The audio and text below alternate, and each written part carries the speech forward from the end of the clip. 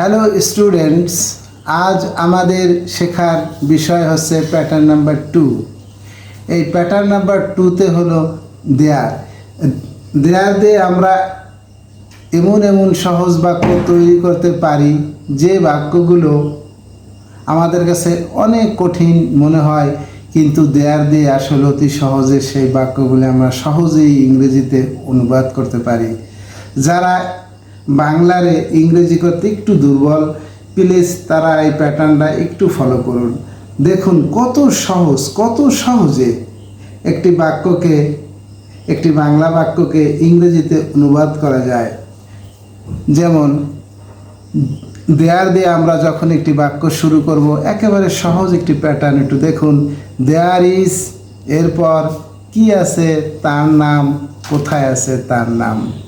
Number 2, দেয়ার আর, কি আছে তার নাম, কোথায় আছে তার নাম।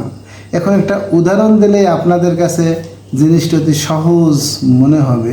যেমন আমাদের গ্রামে একটি স্কুল আছে। দেয়ার ইজ, কি আছে, স্কুল আছে। এই স্কুল কোথায় আছে? In our village. তাহলে বাক্যটি কি হলো? There is a school in our village. Number 2, আকাশে অনেক তারা আছে। দেয়ার আর, কি আছে, মেনি স্টার্স। কোথায় আছে? In the sky. এভাবে আমরা হাজার বাক্য তৈরি করতে পারি। আসলে এখন একটু কথা রয়েই গেল, সেটা হলো কোথায় দেয়ার ইজ এবং কোথায় দেয়ার আর আমরা ব্যবহার করব। যখন আমরা দেখব অনেকগুলো, তখন দেয়ার আর ব্যবহার করবেন। যখন দেখবেন একটি, তখন দেয়ার ইজ ব্যবহার করবেন। এইভাবে আপনারা হাজার বাক্য তৈরি করা শিখুন, চেষ্টা করুন।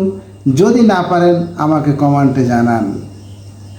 প্লিজ আমাকে উৎসাহিত করুন সহজ নিয়ম পেতে, ইংরেজিতে বলতে লিখতে, ইংরেজি যেন পারা যায় সহজে, সবার প্রিয় স্যার হয়ে উঠে যেন ভবিষ্যতে।